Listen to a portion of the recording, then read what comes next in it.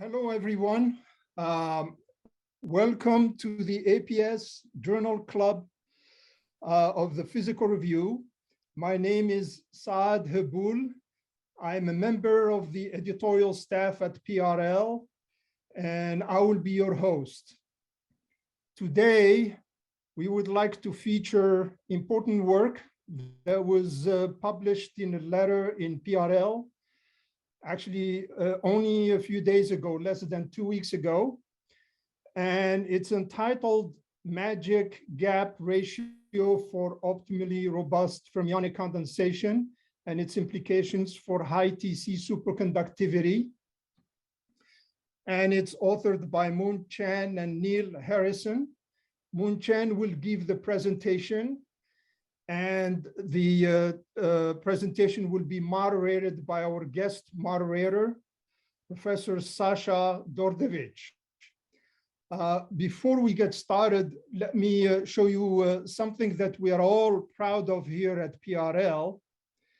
As you can see in this slide, since the year 2011, and every year since 2011, for 11 years in a row, the Nobel Prize Committee has selected and cited at least one letter published in PRL every year and awarded the Nobel Prize to its authors. So you know that by publishing your work in PRL, you are in good company. Now, in order for PRL to maintain this extraordinary winning streak well into the future, we ask you to keep submitting your best work to us, to PRL. Thank you very much for doing so. So now let me just give you some bookkeeping details. Please mute your microphone until after the speaker is done with the presentation. And when you're ready to ask your question, you can either raise a hand or type in the chat. So with that, let me introduce our guest moderator. And he is Professor Sasha Dordevich. And he obtained his PhD in physics from the University of California in San Diego in 2002, and then spent 2 years at the Brookhaven National Laboratory in New York as a postdoctoral researcher. And then he joined the physics department of the University of Akron in Ohio in 2005, where he's currently professor of physics. Now, his main research interests are high TC superconductivity, topological insulators, heavy fermions, and other strongly correlated electronic systems. And with that, I'm going to hand it over to Sasha to take it over from here. Let me unshare my... Thank you, Saad.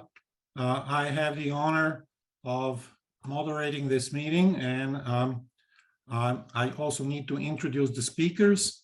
So the paper that we are discussing today was published by Dr. Mun Chan and Dr. Neil Harrison. Dr. Mun Chan is a staff scientist at the National High Magnetic Fields Pulsed Field Facility at Los Alamos National Lab. He supports users' high magnetic field experiments on a variety of condensed matter systems. His own research is focused on unconventional superconductivity, especially in the cuprates, and also topological condo insulators. Dr. Harrison is a scientist at the same laboratory, National High Magnetic Field Pulsed Field Laboratory at Los Alamos. He works on very high magnetic fields approaching 100 Tesla. His current research focuses on high TC superconductivity condo insulators, and the thermodynamics of actinides, including plutonium. So with this introduction, I will now turn the microphone to Dr. Chan, and he will present the paper. Dr. Chan. Okay.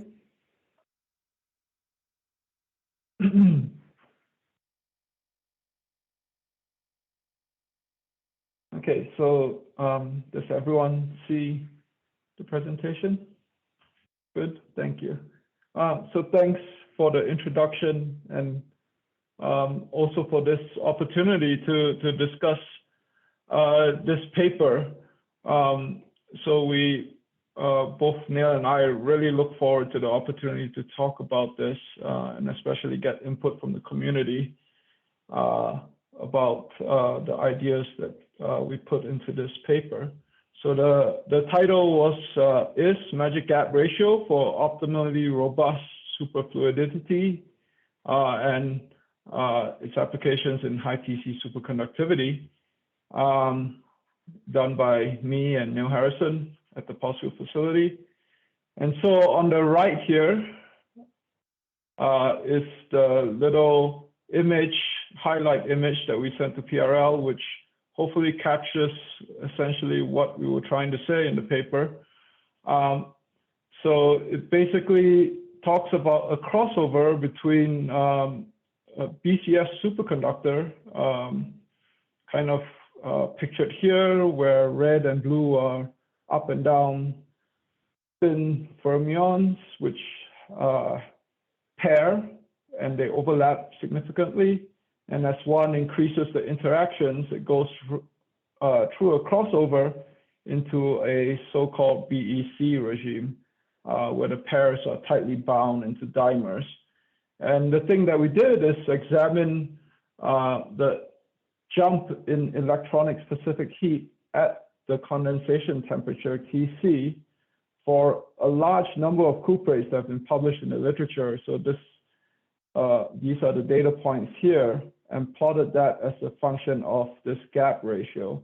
And we found that there is a peak at a particular gap ratio signifying robust condensation. And so that was the main message here. And we found that this gap ratio, so-called magic gap ratio, also applied to cold atomic gases, where this BCS-BEC behavior is pretty well understood and very extensively studied. So to start off with just a little introduction on what Bose-Einstein condensation is. So it deals with bosons, and the condensation happens when a macroscopic occupation of these bosons occurs at the lowest quantum state. And in this state, you get a superfluid. The most well-known example of this, of course, is superfluid helium-4, discovered in 1938. And you can see a picture here showing the very low to non-existent viscosity of this fluid. And of course, a very well-celebrated discovery was the Bose-Einstein condensation in atomic gases. This is the example of rubidium vapor. These color plots are density profiles, and with decreasing temperature, eventually they condense into a single state. So the other end of this is so-called BCS superconductor. It deals with fermions, and you can think of it as a charged superfluid. And instead of a Bose-Einstein condensate, you get a condensation of Cooper pairs. And it was actually discovered earlier in 1911 in mercury superconductivity. And of course, it took quite a while before a theory for it was successfully formulated. So BCS is fundamentally a weak coupling picture where the pairs overlap significantly. So this is kind of a picture of these pairs overlapping. And in the years since BCS theory, there has been a lot of work theoretically that has shown that BCS and BEC are essentially opposite limits of a continuum in pairing interaction. So one could, in principle, increase pairing interaction and eventually form dimers, which act as bosons and could then condense in a BEC fashion. And in between those two limits is a so-called unitary point, where the interactions are actually extremely large. So on the BCS side, they're weak. On the BEC side, they're kind of resolved. The interactions are resolved in terms of them forming dimers. And the unitary point is where extremely strong interactions happen. And the strength of the interactions is parameterized by 1 over KFA here, where KF is the Fermi momentum and A is the scattering length. So this kind of behavior, as I said, is now well established in cold atomic Fermi gases. And we were interested in looking at it in terms of the cuprates. So this idea of BCS-BEC crossover was kind of quite early on discussed as a possible explanation for high TC superconductivity. And it has motivated quite a lot of theoretical work. The reason for this possibility you can see just from the phase diagrams that I show here. So on the left is the theoretical phase diagram for a BEC-BCS crossover. Tc is the condensation temperature. T star is actually where pairing occurs, particularly in the strong coupling regime here. And in the BCS superconductor, T star and Tc coincide, are almost the same, and then they get separated with a pseudogap, so-called pseudogap phase in between. So if you look at a generic cuprate phase diagram, there are similarly labeled phases. Of course, the devil is in the details, but it does suggest the possibility that the same kind of paradigm might be at play in a cuprate superconductor. So what were the questions that we were trying to look at in this paper? The first is there a BEC-BCS crossover in the cuprates? Are there ways that we can look for indications of such a crossover? And secondly, in this kind of thinking, the pseudogap is a pairing state. So is that the case in the cuprates? So we'll address these two questions. So of course, ideas for explaining the cuprates in terms of a BEC have been around for quite a while. And one of the things to look for in terms of identifying a unitary point is to look at the ratio between Tc and the Fermi temperature Tf. And it should be rather large. So around 0.17 in 3D and around 1/8 in 2D. These are theoretical limits.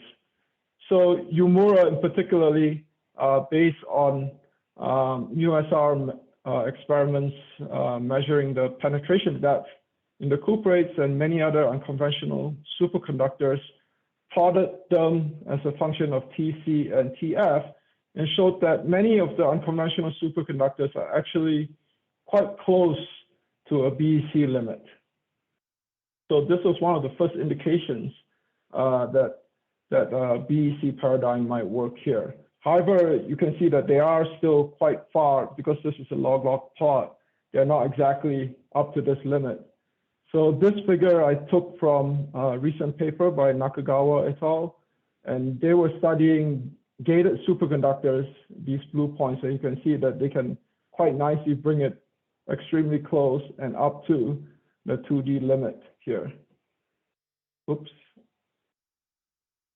So there are a number of complications in the cuprates that make this kind of analysis difficult. The first is identification of TF, right? So there is strong mass renormalization in the cuprates, which makes it difficult. The second is the just the identification of the Fermi surface is complicated because some of you might know there are these things called Fermi arcs in the pseudogap phase of the cuprates, and whether or not those are real Fermi surfaces is still a topic of significant debate. And lastly, the dispersion is non-parabolic, which makes it a bit hard to compare to theoretical calculations based on simple parabolic band approximations. So what is the key to identifying a BCS-BEC crossover? One can look at cold atomic gases in this case. So a unitary point is when 1 over kFA is 0. That's at the threshold for forming bound pairs. And it is at this point that the condensate is optimally robust. So you can see this experimentally by looking at the condensate fraction, and it should be maximum at this point. So this is an example by Regal et al. Tuning the Feshbach resonance, and you can see the condensate fraction peaks at the unitary point here. And you can also look at the large lambda anomaly in heat capacity at Tc, as shown here. So in the cuprates, there's a wealth of data over many years of many dedicated scientists looking at specific heat measurements. This is a well-known paper by Laura et al. This is YBCO, and you can see a jump in specific heat in the electronic contribution to a specific heat at Tc. And these numbers here are an indication of doping, as shown here. So as you approach optimal doping, this jump becomes bigger and bigger. So we can take this data and also the cold atomic gas data and see how they compare. So looking first at the cold atomic gas, we can plot the jump in specific heat at Tc versus 1 over kFA, and also the condensation fraction and the change in entropy. And you can see that there is a peak at approximately 0. And this coincides with a particular point in Tc. I will talk a bit more about T gamma and T chi a bit later in the talk. So there is a clear peak in the showing a robust condensation at the unitary point. So now we collect as much of the data as we could from the literature for the cuprates and extract the jump delta gamma Tc as a function of doping for all the cuprates listed here. And you can see for many of them, there is a peak, but this peak moves around depending on the cuprate.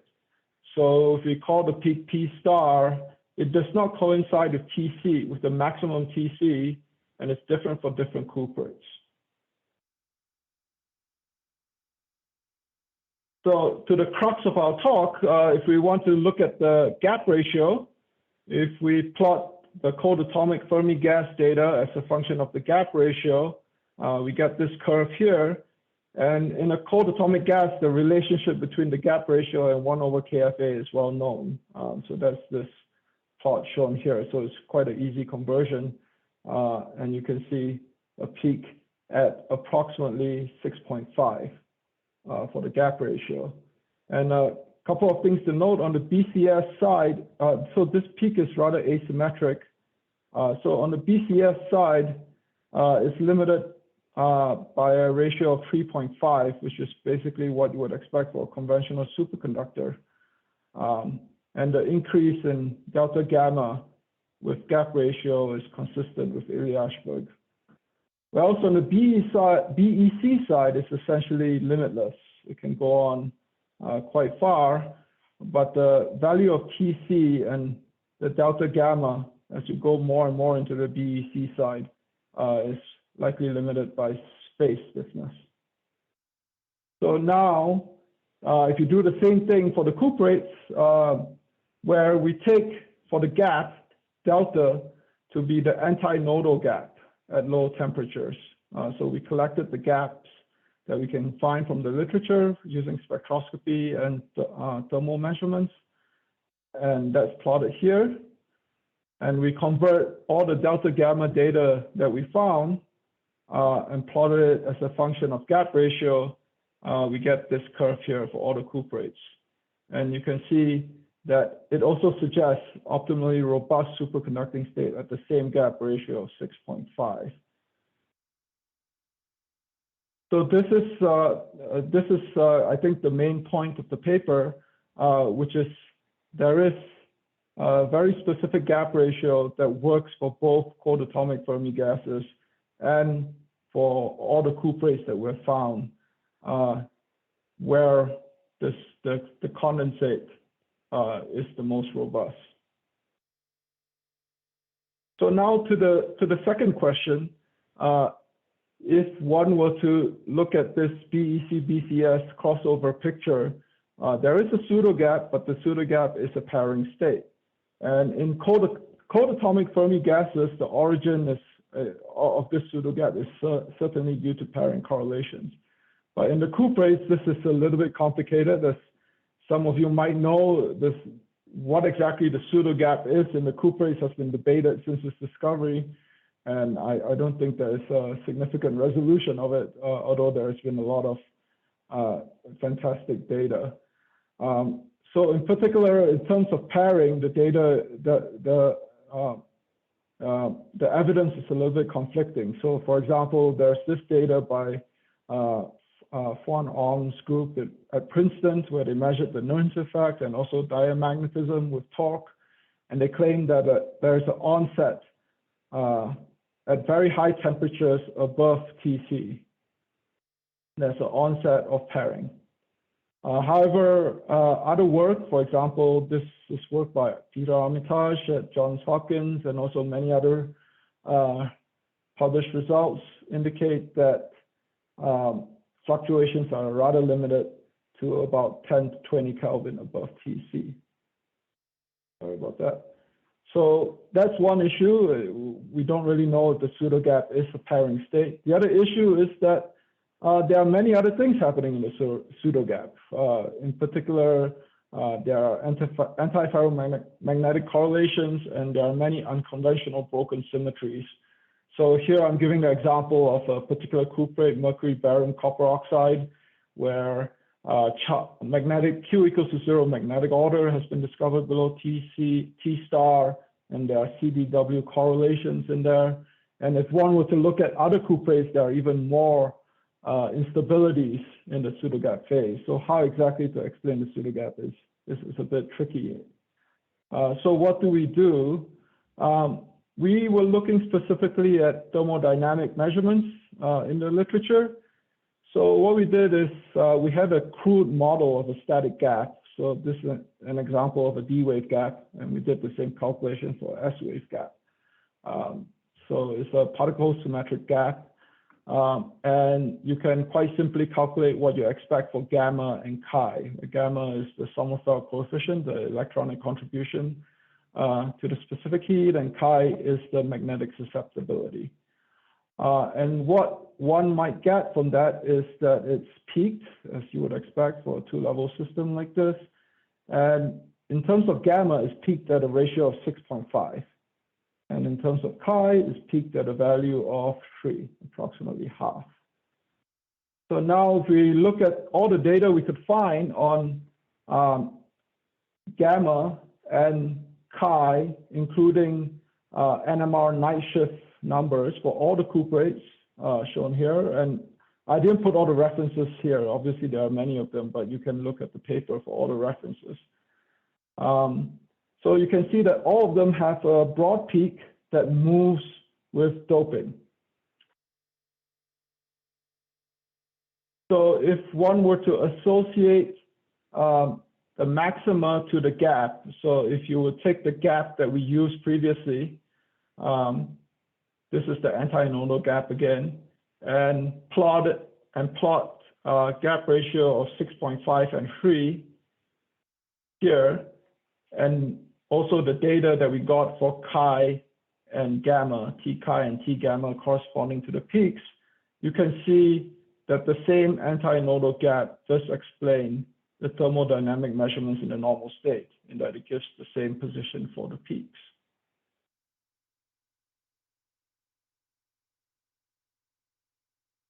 So now if we plot that same data again, not as a function of temperature, but as a function of the gap ratio, for all the cuprates, the top panels are the calculations, the bottom panels, what is to be expected from a cold atomic Fermi gas, you get all the peaks lining up at the same gap ratios.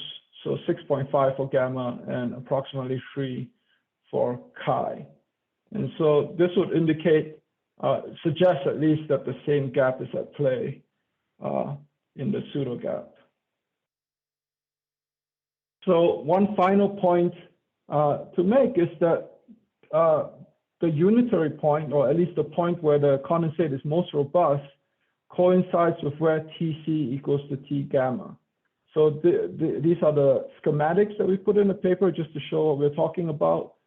So if you plot gamma versus T, you get a broad peak, and then as you reach Tc, there's a lambda anomaly. So this is in the BEC side. But as you hit unitary, the peak in gamma in the normal state coincides with Tc. So you get a very big lambda anomaly, and on the BEC side, it goes small again. So the entropy change contributing to the delta gamma at Tc is largest when Tc coincides with the maximum in gamma, which is resulting from excitations across the gap. So back to the first figure that I showed you, at least that corresponded to our data, the unitary point, or the robust condensate, coincides with where T gamma intersects Tc. And this in a way explains why P star moves around in the cuprates, because Tc is different for different cuprates. So the lower the Tc, the higher doping P star would have to be. And this is also consistent with recent measurements in LSCO, which suggested that in extremely highly overdoped LSCO thin films, that the penetration depth was non-BCS-like. And this was an important result because many people thought that for overdoped cuprates, they should have BCS superconductivity. But you can see that here, LSCO has a rather low Tc, which would naturally explain why the crossover might occur at higher doping.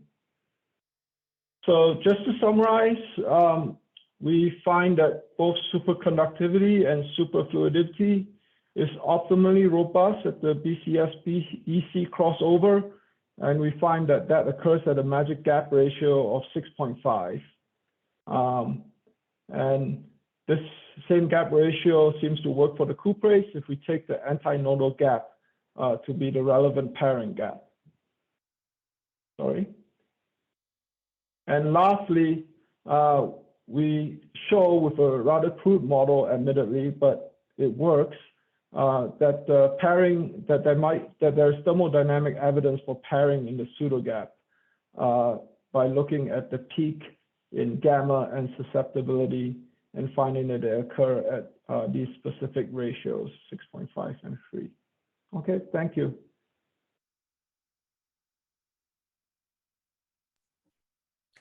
Okay, let's thank the speaker. And now I will open the meeting for discussion.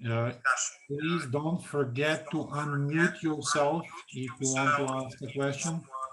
Or alternatively, you can type in your question in the chat and I will read the question to Dr. Chan.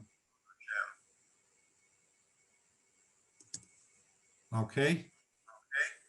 Let's hear your questions. May I begin? Yes. Yes. Thank you for a nice talk, Professor Chan. You mentioned 1 over kFA, where A is the scattering length. Apparently, when A is 0, you have the largest expected high temperature. Could you mention a little bit more what is this scattering length and why 0 is magic value? So the unitary point occurs when 1 over kF A is 0. So that is where A diverges. So one can imagine in the BEC side, so let me see. Yeah, so one can imagine that the A basically accounts for how likely it is, how strong the interactions are between the two fermions. So on one side, so on one side, on the BEC side, they are so strong that they are bound, whereas on the BCS side, it's relatively weak.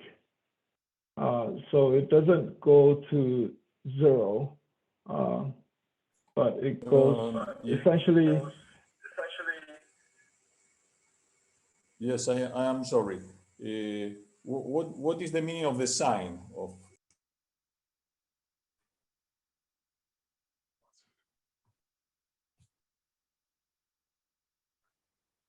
Sorry, so what is the meaning of the sign? Is it positive or negative? Neil, do you want to comment on that?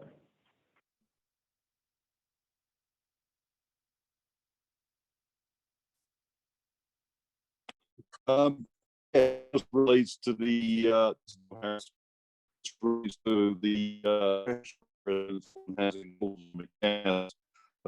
has its scattering, and A is just representing the scattering length when 1 over A is 0. You just have a peak in scattering cross section at that point. And so when 1 over kFA is negative, it's in the CS regime when it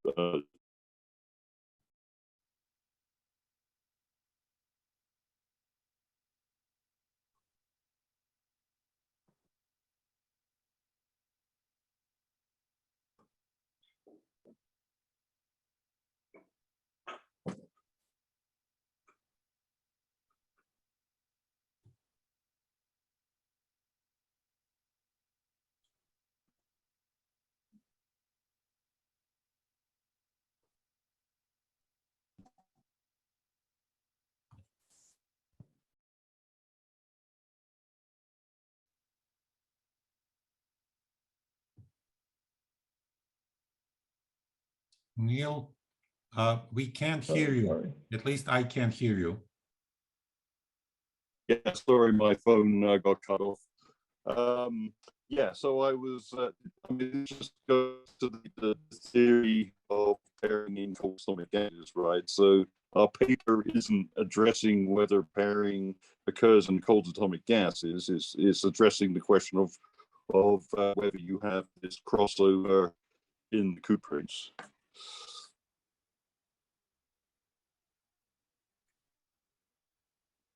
Okay, does that answer your question?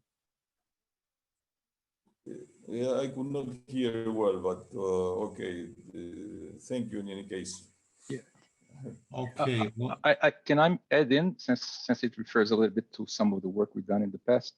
A here, when A is positive, it just means it's a three-dimensional description. When A is positive means that two-body bound states emerge. This is a description with a delta function potential, 0 ranged. So when A is negative, the strength of the delta function potential is not large enough to produce a two-body bound state. So to the left of that, you have no two-body bound states. You have just Cooper pairing. And on the right of that, you actually have two-body bound states that emerge because the strength of the delta function potential is sufficiently large to have them in 3 dimensions. Sorry, I just want to clarify that. Thank you very much. Okay, let's now move on to the next question. Massimo Altarelli, please don't forget to unmute yourself. Yes. Can you hear me? Yes. Good. Okay, well, first of all, it's a great talk and it's a very stimulating idea which is embodied in it. But I was wondering, you know, the most of the work on the BCS-BEC transition has been concerned with perfectly three-dimensional system. Now, the cuprates are very anisotropic, and some people describe them as actually as a collection of Josephson junctions. That is to say, like a series of two-dimensional superconductors with, you know, Josephson coupling between them. And I wonder how would this modify you know, your arguments, and in particular the quantitative coincidence of the value of 2 delta divided by kTc.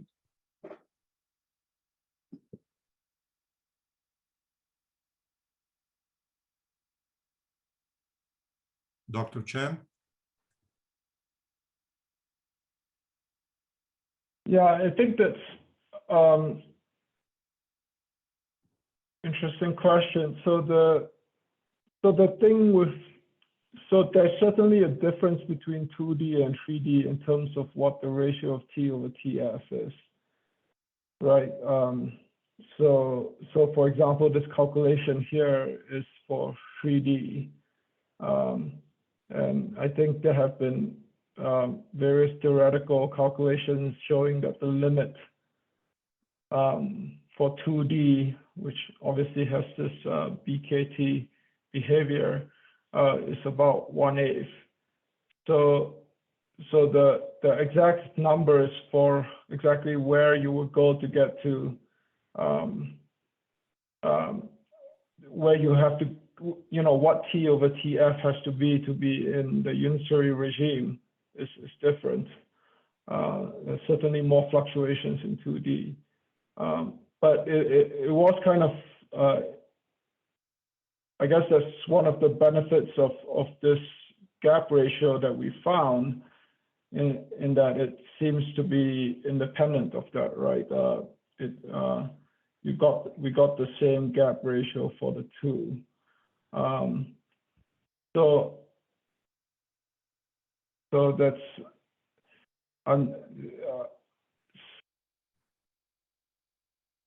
so I'm not sure if that answers your question. I'm not 100% sure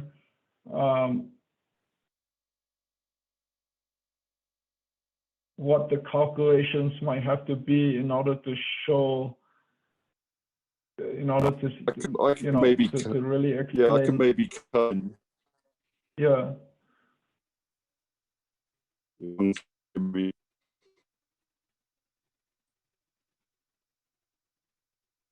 Neil, we can't hear you.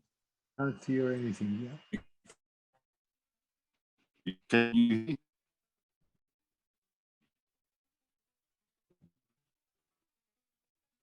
Neil, we can't hear you.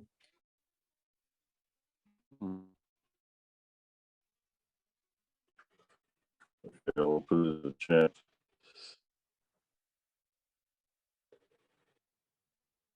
Okay. Let's move on to the next question. Neil, your phone is not working. We can't hear your question. The next question would be by Dr. He.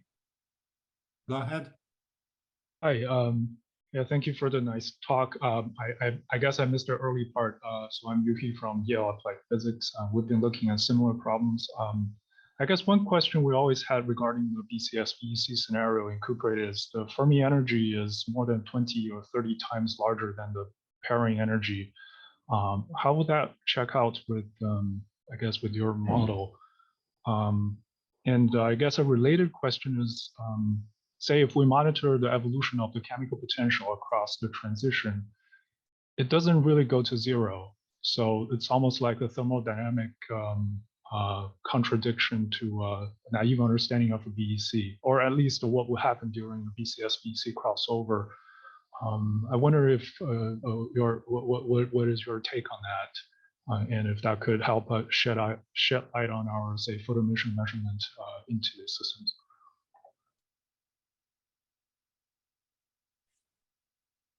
So concerning E Fermi, I guess that's one of the difficulties in the cuprates of trying to plot, you know, kBT𝒸 over E Fermi, right? So E Fermi is a little bit tricky to get at in the pseudogap phase,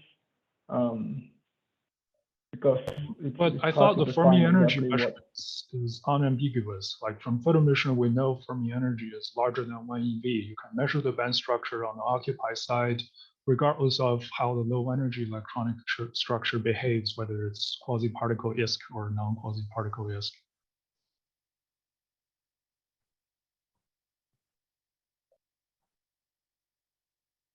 Yeah, so I guess generally, I guess RPES seems to get it, you know, because we do a lot of quantum oscillation measurements, and we seem to get a relatively larger, relatively smaller Fermi velocity than what RPES usually gets. So I think that's always been kind of a question for us as to why that is the case. So certainly, if you take the Fermi energy that you get from quantum oscillation measurements, where the masses seem to be slightly renormalized, then it does get quite a bit closer to the BEC. In fact, once you go towards the so-called quantum critical points, E Fermi does, the ratio does get close to the BEC, if not exceeded.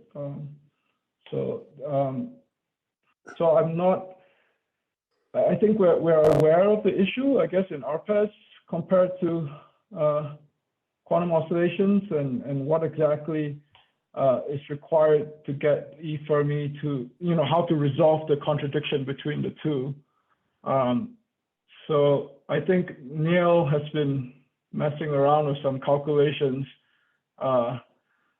to kind of resolve that even at higher temperatures because the quantum oscillations are on these small reconstructed Fermi surfaces, right? So the question is whether or not that works for the big Fermi surface. I don't know if Neil can say a little bit about the calculations he's been Can you hear me? kind of working on. Yeah.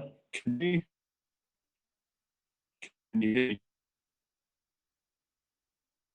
You're a little bit spotty. Okay. Okay, so if you look at all the quantum oscillation experiments, there have been like almost 10 different cuprates that have been measured. The Fermi velocity is never bigger than 10 to the 5 meters per second. And this is 6 times lower than what you expect from DFT, and it's of order 2 to 3 times lower than what you find in photoemission. Right. I guess why that the is question. the case. Sorry.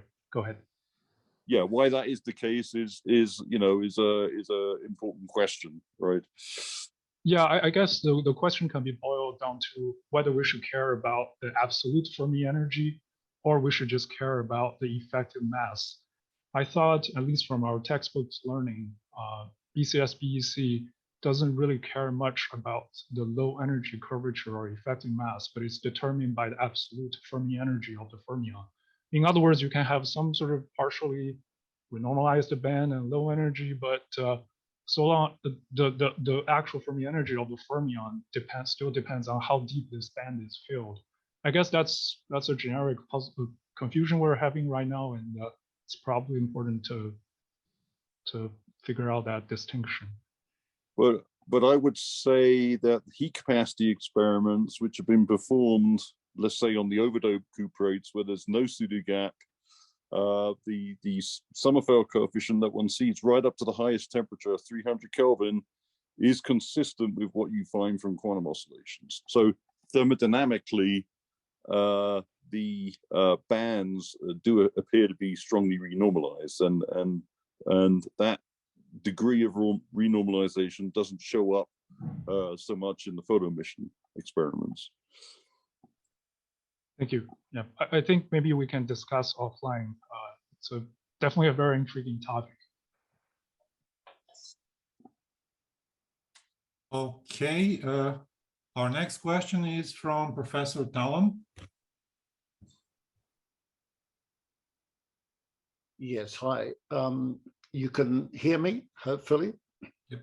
So I've been closely involved in all of this thermodynamic measurements that have been discussed here in relation to the cuprates. And while I like the idea of this synthesis, I have a number of concerns, and I'll just mention a couple. The first is that we've mapped out the pairing domain, and we've, of course, mapped out the pseudogap domain, and they occupy quite different parts of the, let's call it phase diagram. The pairing domain occupies a crescent above TC that stretches across the entire superconducting phase diagram, underdoped right across to deeply overdoped. Whereas the pseudogap, as has been illustrated in the images we've seen, stretches up to very high temperature. So that would be my first comment. They're totally different domains. The second comment that I'd make is with the gap ratios you're discussing, the gap ratios are formed in relation to TC, but because we're talking, they should be ratioed to TC mean field. And again, we've mapped out TC mean field, and those values are significantly higher than TC. In the case of the 123 system, maybe 25 Kelvin above. In the case of BCS-BEC, 45 Kelvin above TC. So using TC mean field in your gap ratios makes quite a big difference to these numbers. And I think that has to be taken into account. What we find is in the overdope regime, we get very close to weak coupling D-wave BCS gap ratios. We're getting delta over over kBT𝒸 mean field of the order of 2.3 as opposed to what, 2.14. So it's very close. If you look at the condensation energy ratio, so U0 over kBT𝒸 mean field squared, that also is right across the overdope regime, very close to the mean field BCS behavior, 0.17. So that's my second point about the gap ratio. The third point I'd like to make is that the peak that you see, that you refer to in gamma, is actually associated with the proximate Van Hove singularity. So in the case of 123, where the Van Hove is a long way away, you don't see a peak in gamma at all. You see it in the case of BCS-BEC because the Van Hove is sitting around a doping state of 0.23. And in the case of lanthanum strontium cuprate, it's a similar doping state of about 0.23, where you pass through the Van Hove, and gamma rises up and it drops away again after you've passed beyond the Van Hove. So that's just 3 points I'd like to raise that I see difficulties with this picture. Yeah, can you hear me? Yes. Yes. Yes, I would say, I mean, these are issues which have been discussed in many, many papers over the years, and there's definitely a lot of controversy as to where exactly one sees pairing. For example, what are, Jeff was talking about was, for example, some coherence length measurements, right, or experiments that relate to the coherence length. And although the BCS coherence length is expected to become very short in the underdose regime, that's not the case if you take a cold atomic gas because of the dilute limit in the very strong pairing regime. So that could strongly influence how one interprets data which is relating to the coherence length. It's also worth mentioning that there have been a lot of different measurements measuring gaps in the cuprates. You have the antinodal gap, and there's also this other thing which one sees in neutron scattering, referred to as the resonance, and there's various other experiments that see a comparable energy. And if one takes that, one does get a gap ratio. I mean, there's this paper by Hufner et al., what they call it, 2 gaps in the high TC superconductors or something like that. I can't remember the exact title. Or 2 gaps make a superconductor. They have both those gaps there, and the lower of those occurs at a ratio of around 5, right? But that gap does not lead to a thermodynamic signature above TC.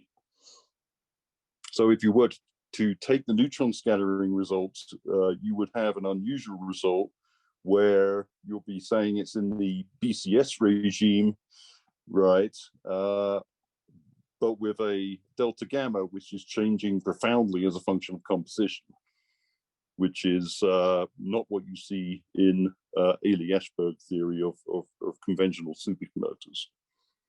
The peak in the heat capacity in the normal state, I would say the Van Hove singularity is an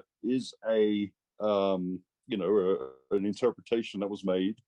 But if you have a large gap present, a large pairing gap, that Van Hove singularity isn't going to matter anymore, right? The gap occurs right at the antinodes, and so your Van Hove singularity essentially is irrelevant once you have a strong pairing gap.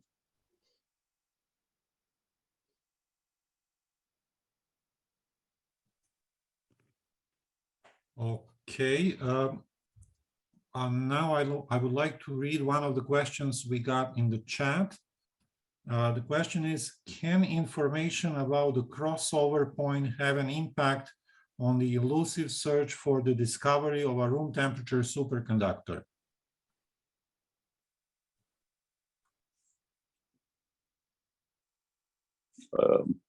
Maybe I could answer that question. I guess, there's a consensus in the field of high temperature superconductivity that one has a very strong pairing energy scale. The problem is the phase fluctuations. That's what's limiting TC. So if there is a way to get around the phase fluctuations, then of course one could have a much higher TC superconductor. Okay, the second question says, for a long time, I have been interested in tracer diffusion of atomic hydrogen in normal metals and nanostructures. What about atomic hydrogen tracer diffusion in both the BEC systems and in high temperature superconductors? How should the crossover impact tracer diffusion rate?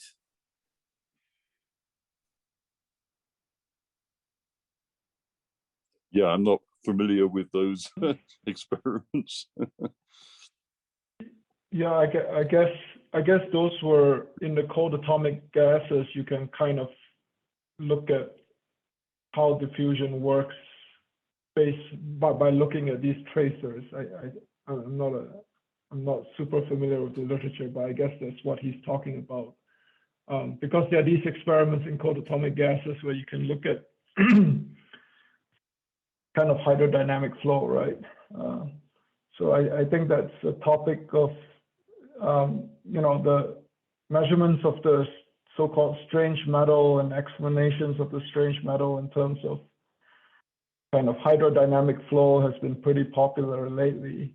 and it's certainly possible that you know, a unitary point. I mean, there are some analogies between what is happening at a unitary point in a cold atomic gas to the strange metal behavior that is sometimes attributed to quantum criticality. But I don't think you can put in tracers in a bulk crystal to see how they move, because they might not interact electronically in the same way. So, I hope that kind of addresses it. Okay, more question from Professor Strinari. Hello, my question concerns the very large values of the gap ratio delta over kBT𝒸 that you plotted in your pictures.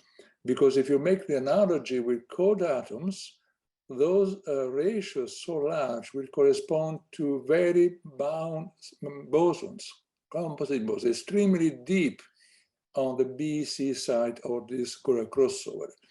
And I'm afraid that those tightly bound pairs cannot exist in superconductors where the elementary fermions are charged. So the Coulomb repulsion will act not to have so bound state in your system. So I would have expected the analogy between cold atoms and superconductors to extend from the BCS side as far as the unitary point is concerned. But if you really meaning that you go on the BC side, I have some doubt. Just because the bound pairs will be so tight that I don't think it's possible to have them in a superconducting system, in a real material where the fermions are the, where the electrons are the fermions to be bound. So this is probably one question which I've already raised to you, Neil, and it will be nice to have an answer. Yes, so I would say, so the peak in delta gamma that we see that is observed in the data is around, let's say, around 20% hole doping.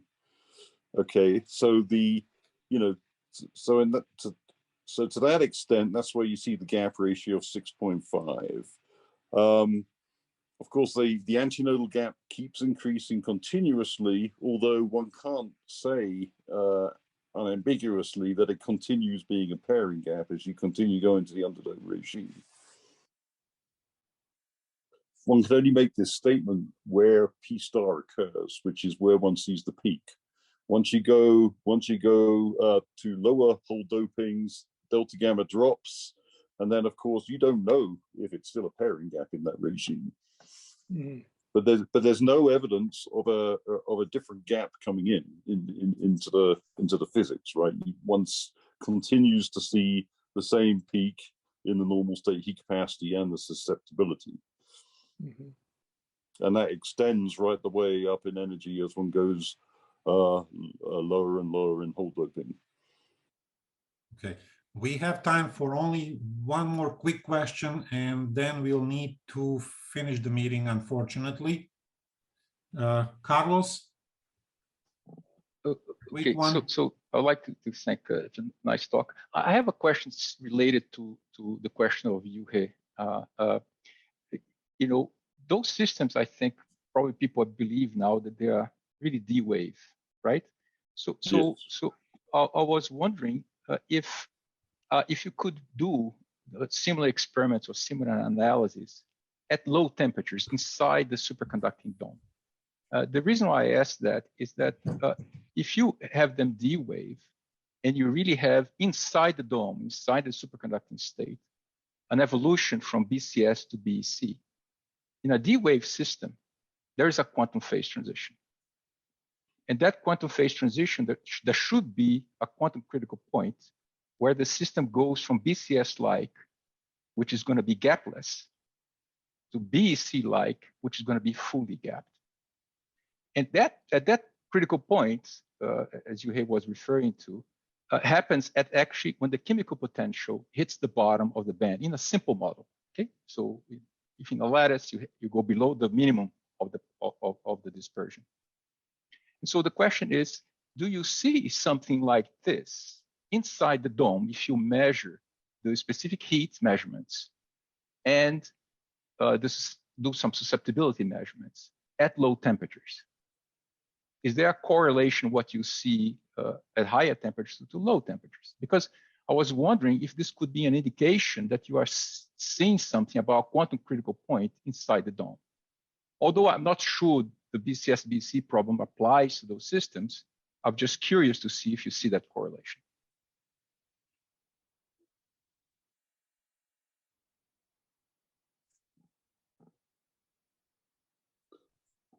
Yes, I mean, I would say there's certainly a lot of experiments, for example, magnetic quantum oscillations, which do see, for example, the effective mass increasing as you head towards optimal doping, or head around sort of 16-20% or so. So that has been interpreted as evidence supporting a quantum critical point. Precisely where that quantum critical point comes from is the subject of debate, and that's also the case for the sort of Planckian and strange metal behavior that one sees above TC in the same sort of region of the phase diagram. That the Planckian resistivity has long been interpreted as evidence for a quantum critical point. Okay,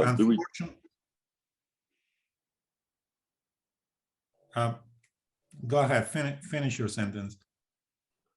Yeah, I mean, I would say there's also evidence for a quantum, for an increase in the effective mass down at very low dopings, close to 8 or 9%. And exactly what that relates to is also an open question.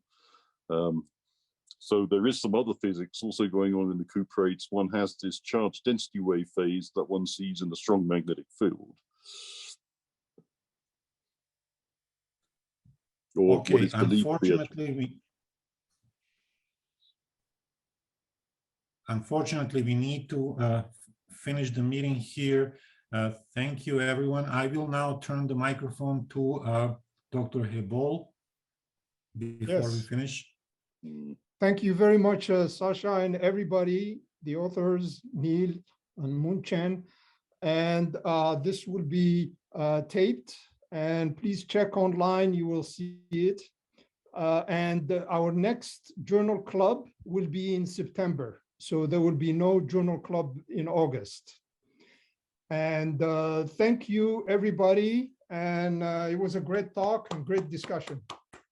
See you next time.